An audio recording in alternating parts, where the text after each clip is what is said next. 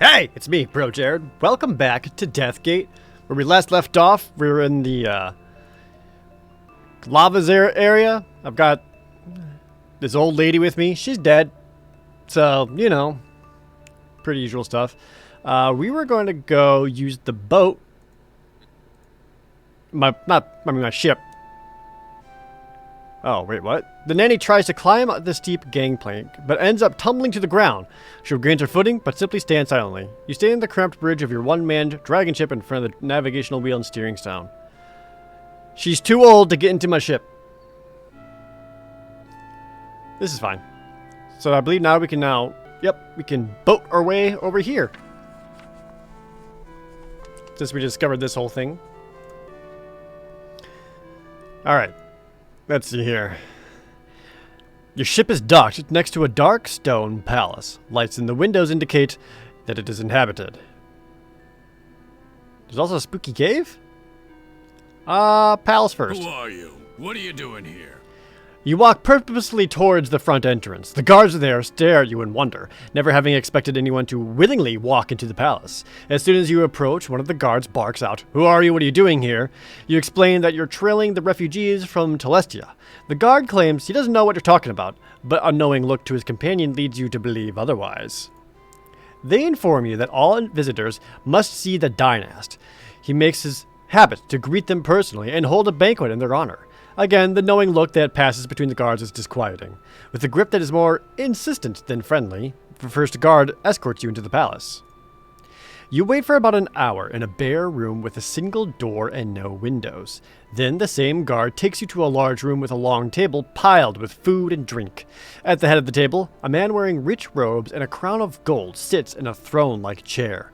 A broad, welcoming smile on his face, he invites you to sit and partake of this meal set out in your honor. For lack of a better plan, you sit down and hope that this food isn't just flesh or whatever. Greetings, my friend. My name is Clytus the 14th. I am the dynast of Abarak, and I rule here, but you probably know that. I'm always pleased to receive visitors. I get so very little. Please, tell me how things are in the outer reaches. Depends. Are you evil? All my evil alarms are going off. You got an evil goatee, you got dark eyes, you got the widow's peak like mad, you're wearing robes suspiciously similar to Czar's, and you got a cup of wine. All my evil alarms are going off. Life's great. How about yourself? Life's great. How about yourself? Very nice, thank you. You know, I've seen people from all over Abarak, and you resemble none of them. You're different, foreign. Just who are you, and where are you from?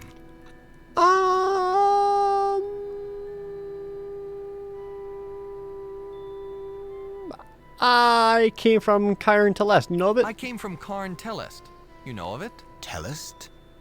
You know, I think I've heard of that place recently, but I can't quite remember where. He studies you for a moment in silence. Where are my manners? You've probably been traveling for some time and are very hungry. I've been forcing you to converse while all of this food has lain here getting cold. You have my leave to partake. We will talk more later, I'm sure.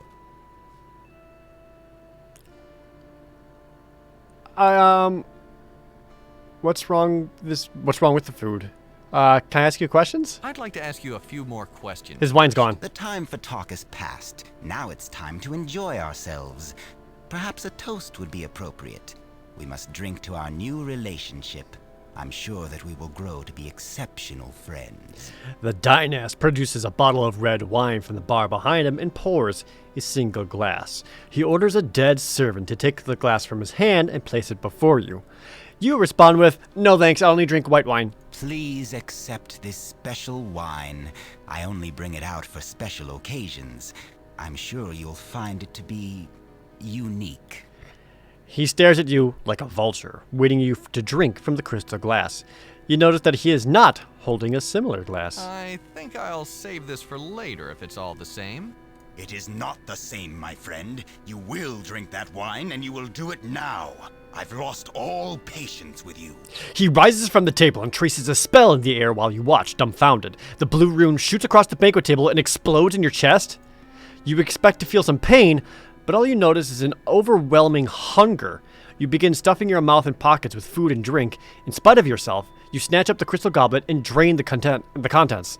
Cletus smiles and sits back down, satisfied. I know you, patron. Our books talk about your race. We believed them to be legends, but here we have proof. And if you are real, how many more of the other legends could be true? The other realms. The Death Gate. Abarak is dying. There's no way to save it, but you represent a way into new worlds, fresh lands to conquer. Okay. After you are dead, your corpse will tell me everything I wish to know. You will help me destroy your own people. Think on this as the poison eats through your body. Guards, remove this trash. Soldiers grab you roughly from the chair and drag you down long, winding corridors, Clytus' laughter echoing in your ears. You quickly lose track of the route, your aching midsection demanding all of your attention. Soon, you are thrown against a cold stone wall and shackles snap around your wrists. You slump to the floor as the guards stroll from the room, laughing at some private joke. You gather enough strength to look around the room. It's a stone cell. One wall has an open doorway, suggesting that manacles are what kept prisoners from escaping. A peg on the wall is home to a key on a ring, which looks like it might fit the lock of your shackles. It is, of course, out of reach. Another occupant of the cell is chained to the same wall that holds you prisoner. A thin crown along his brow attracts your attention. This Sartan boy is some kind of royalty. Why he is confined to a dungeon is beyond you. The paleness of his skin, the occasional grunt and spasm, all lead you to believe that he has had his share of Cletus's poison as well. Oh. But there's also a good boy! The dog! I told you there was a dog! And I got some steak? You know what? Maybe things aren't so bad. Because when I shoved food in my pockets, I got some steak. I'm gonna lure that dog over here with steak. But first things first, I learned a new magic. It was the hunger spell? Sure is. That's it. I'll make the dog hungry so that the good boy wants a steak, and I give him a steak, and I'm like, good boy, now go get the key. Go get it. Alright, what was got here? A Weiss? Edmund. Definitely the key ring there. The manacles. Let's just talk. We'll talk to him first. Hey, Edmund. Hello, my friend. It looks like we're both in the same boat. So much for relying on the hospitality of strangers. He ends his statement with a painful grimace and swift intake of breath. Oh, look at his necklace. It's all the different runes of the realms. Who are you? My name is Edmund, and I'm the Crown Prince of Telestia. You couldn't tell I was royalty by the deluxe accommodations? Who are you? You look like Quicksilver. My name is Haplo. I'd shake your hand, but I'm kind of tied up right now. Very nice to meet you, Haplo. It's important to joke the at times like enemy this. of Clytus is a friend of mine. You're a prince? Why were you put in the dungeon? It's a long story. I come from Telestia, a city on the outer edges of Abarak. A few years ago, our water supplies started to dry up. Balthazar, the royal necromancer, studied the problem and discovered that the Colossus was failing. The magic that sustained us for thousands of years was ebbing. We knew that our time was limited. We boarded everyone onto our ships and set sail for the Fire Sea. None of us had been there before, but Balthazar's ancient maps indicated a route. The trip was perilous. What's more, our ships hadn't been used for thousands of years, since we first came to Telestia. By the time we arrived, we had lost many of our people, including the king, my father. Therefore, I became my people's leader. Our intended destination was this palace. We had never seen the palace. Well, you made it. Met the dynast that ruled us. Instead of arriving on his doorstep with a few thousand refugees, I decided to leave them in a warren of natural caves that we discovered, and come here as an envoy. I thought that Clytus and I could speak and decide where my people could live. So all the other ones were in that cave I saw earlier. I arrived at the palace alone. He greeted me with open arms and invited me to a banquet. My people have been living on withered corn grass for months, so I must admit that a banquet sounded appetizing. During the meal, he began to question me. The questions were innocuous at first, but became more probing and less veiled as Clytus continued. He asked military questions. What was the size of our forces and where were the troops bivouacked? Suddenly, he was sounding less like a benevolent leader and more like a king bent on eliminating any threats to his power or strains on his kingdom's food supply. I have never seen or heard the word bivouacked before in my entire life. That's my new favorite word. Bivouacked. Anywho, what I love about this is that clearly Clytus uses the banquet tactic all the time. So you can only imagine like his chefs or poison makers or whoever.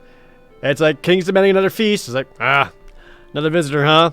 Sure is a lot of food that we're going to have to make and let it go to waste again. Just as I stood up and announced that Like I 3 or 4 wished to times a take my day. leave, a sharp pain doubled me over.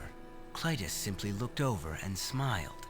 He explained that the wine in my cup had been poisoned, and that after it killed me, he would drag the answers from my corpse. His guards brought me down here and locked me up. Now, I'm just waiting to die. That's brilliant. He would actually kill him, then use the necromancer to raise him into a zombie and just get any information out of him that he wants. Okay. Where is the Colossus? The Colossus is in Clytus's palace. It lies at the center of the ancient catacombs which run through the palace's foundation.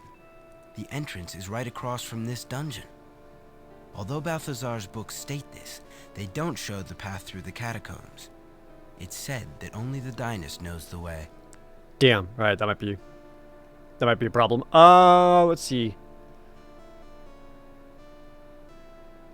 Can your people pose a threat to the dynast? They sound like a bunch of farmers. We are mostly peaceful folk, but We will have cut a some bitch reserves if of we have dead to. fighting troops. That doesn't matter much, though. While Clytus holds the scepter of rulership, he could turn my army into dust before it even got into position. Scepter, eh? Let's back up a step. Suit yourself. Okay. Isn't Telestia quite a ways from here? Yes, it was a long, perilous journey which claimed my father. It's rather hard to accept that it was all for nothing. Okay. You're a prince? Why were you put in the dungeon? It's a long story. I come from Telestia, a city on the outer. We You're boarded gonna tell me everyone this whole onto thing again? Our Yeah. intent. I Yeah. arrived Okay, just as hold on. Why didn't you send some nobody as your envoy? Seems like a dangerous job for a prince. everyone under my rule is important. There are no nobodies. I would risk myself before I would send someone else into danger. I'm a good ruler. How long have you been here? Not long. Less than a day, surely. I fear that I can't hold out much longer, though. The poison has ravaged my system. It appears, for some reason, to be working faster on you. Perhaps you received a larger dose. I doubt that you have more than a couple hours left. Why are we talking? What exactly is this Colossus? The Colossus is a stone spire infused with the magic of the ancients. It heats the world and slowly melts the celestial sea, a huge body of ice which feeds water throughout Abarak. For some reason, it is failing. Our water supply has dried up. It doesn't make any sense. According to Balthazar's books, the Colossus was designed to last forever. He hoped to examine the Colossus and perhaps help to mend it. But now we'll never get the chance. By ignoring the problem and focusing on his own petty self-interests, Clytus is sealing our world's doom. Where are your people now? They are safely tucked away in the secret caves along the edge of the Fire Sea. I saw a secret Clytus cave. would It's not give very his eye secret. teeth to know where. If somehow we managed to escape, we would still be stranded here with no way to cross the sea. Sorry, back up. Did you say Clytus would give his eye teeth? What the hell is that? I've got a ship. If you show me where they are, I could transport us there. The chances of escape are slim, but it's nice to know that we will have a way across the sea if we do. Let's back up a step. Suit yourself. Let's talk about something else. All right. Oh, yeah, that's right. Okay, let's see. Do you know any way out of here? In fact, I do. One of Balthazar's old books showed a secret passage Ooh. out of the palace's foundation. If we were unfettered, I might be able to find that passage. That sounds neat. Why is that dog watching us? Is he just waiting for us to die so he can chew on our bones? That's Clytus's personal hunting hound. The guards have orders to let him go anywhere he wants, so he has run of the palace. He's a good boy. He's probably here because he's curious. They don't get many new visitors. I don't hold it against the hound that he belongs to Clytus. He seems nice enough. Until you came, he was my only company. He's a good listener. Oh, what a good boy. What's Clytus' story? How'd he get to be dynast? That is a story. I only know the parts of the legend that Balthazar found in his reading. I guess we don't have anywhere to go, so I might as well tell you. I'm like thoroughly impressed at how like fully realized this whole world is. Like with the amount of backstory and establishment and very cool. According to the legend, our ancestors created this world and populated it with the weak races. Those races continually warred with each other, so our ancestors decided to sleep until everyone began to get along. Presumably, when that happened, our ancestors would wake and rejoin the new society. God darn it! Y'all keeps fighting each other. Well, I'm gonna go take a nap, and when I wake up, you best be behaving. I guess they made Abarak a little too hostile for the weaker races. The heat and impure air were killing more of them than their petty wars were. So they banded together much sooner than anticipated and roused our ancestors. They arose to discover that the world was killing the races instead of nurturing them. Whoopsie They doodle. also found that there was nothing that they could do to save them. It required all of their magic just to keep themselves alive. So they selected a handful of members from each race, placed them in the sleep chambers from which they had just risen, and waited for something called the interconnection. The books were a little unclear about this term. All they say is that it would make life much better on Abarak. Oh, the interconnection. I remember that. I'm pretty sure when I bought this game, it came with a free CD with 500 minutes to use the interconnection. Clytus I was a member of the High Council at that time. One day, he arrived in the council's session with a powerful magic scepter. With it, he convinced the others to found a monarchy, with himself as the dynast, the ruler. The line has continued unbroken, as far as I can tell, to this day. Each new son takes up the scepter of rulership and becomes the new dynast. The man who tossed us in this dungeon is Clytus the 14th. It's said that his scepter can turn a man to dust in seconds. No one wants to confront such raw magic, so he remains in power. I wonder if the scepter actually does nothing and he's getting by on this purely off of legend. Clytus I did do something right, though. He introduced us to necromancy. And that rules. It's only by bringing back our dead that we have been able to stay alive.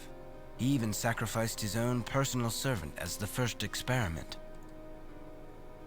I would challenge him myself if I could count So on a fair fight. If Clytus didn't have the My scepter? claim to the throne is as strong. My ancestor was also a member of the High Council. These are all pipe dreams, though. His scepter would make dust of them and me. Would they? Let's see. Sounds like he's the product of a little too much inbreeding. I know nothing about Clytus's specific lineage, but madness is a symptom of inbreeding, and he is certainly displaying that. Damn. All right. Let's see. If Clytus's scepter can turn a man to dust, why does he bother with poison? He still needs information from me. I assume the same is true for you. If he destroyed us, the information would be lost as well. If he kills us with poison, we are undamaged. Then he can resurrect us and demand the information he wants. Since the dead always serve the living, we'll have no choice but to tell him everything. Oh, I don't want to be a zombie. You really think necromancy is all that hot? It's hard to question something Yeah, that dude, is it such a rules. fundamental part of your life. But Balthazar has raised some interesting points. He believes that we should be concentrating on rediscovering the old, lost magic arts. If we used our magic to make our lives better, we wouldn't need to bring back the dead. To be totally honest, seeing my father resurrected into a shadow of his former self was chilling. I don't look forward to dying myself, or to the inevitable result. That was an intriguing story. I'm but bored. Let's talk about something else. All right. Okay. Tell me about that medallion you're wearing, because that looks important. That's an interesting medallion you're wearing. Could I have it? I'm afraid not. Yeah. It belonged to my ancestor and has been passed from father to son for centuries. I treasure it with my life. Damn. Why did this Clytus lock us up? To give the poison time to kill us. When we're dead, he'll resurrect us and get all the information he needs. No way am I telling him anything, even after my death. I'm afraid Yeah, we know. Why do let's I see. feel so sick? that would be the poison. Yep. What happens if he decides he wants to keep his victim alive, or someone accidentally drinks the poison? Is it too late, or is there an antidote? There is an antidote, Ah! though it's unlikely we'll ever get our hands on it. I overheard some of the guards talking about it when they were planning to sneak wine from the banquet room's bar. The bar contains a variety of liqueurs in a wide array of colors. As you're aware, the poisoned wine is in a red bottle. The antidote is in a clear bottle. Okay, clear bottle. It's useless to even think about it, though. Even if we could get out of these chains, we'd never make it past all the guards. Yeah, well, I'd like to rest now. I understand. watch me get out of these chains, bitch. Okay. So here's my plan. Let's see the good boy. Pet the good boy. The dog's out of reach. Look at the dog. The dog isn't scruffy in the least. His fur is thick and well groomed. His eyes are bright and alert. He looks strong and well fed. It's obvious that someone cares after him. He rests by the doorway, watching you with half-lidded eyes. Oh, look at the good boy. All right. Casting magic on the dog. Check this out. This good boy, now you're hungry? You trace the rune structure in the air. It floats over to the curious dog, who attempts to take a bite out of it. Instead, it sinks into his body. Immediately, the dog begins to salivate. It looks around for something to eat. Anything. Oh, no. You feel a bit weaker. Your stomach turns in reaction to something you ate. Uh-oh. That's the poison. See, the good boy. Hey, good boy. You want a steak? Oh, there we go. You toss the steak toward the dog. It lands about a foot away from you. The ravenous dog leaps over to the meat and tears into it. I know what I need to, but can I pat him real quick? The dog wags his tail. He seems to like you. The dog whips his head back and forth, and as he tears into the steak. Hey, can you pet the dog Twitter account? Deathgate 1994. You can pet the dog. Alright, so now that he's nearby, check this out. Remember, it has to be within... gotta be able to touch it. Possession! You trace the runes in the air and place your hand on the dog's scruffy fur. The magic swiftly takes hold. You stiffen as you feel your soul passing away. Everything spins and you begin to panic. It all goes dark. The darkness doesn't last long. You quickly come to your senses, but instantly discover that they aren't the same senses you've come to expect. Your vision not only perceives the world in shades of gray, although your hearing and sense of smell have been enhanced. You realize that you inhabit the body of the dog, and that this dog has been trained to track game by smell. This must be the body of Clytus's royal hunting hound. Yeah, and now I'm a dog. And everything is black and white. See, there's me. And then Edmund's also probably like, what the fuck? Cool. Perfect. This is the perfect place to leave off this episode because I just became the dog.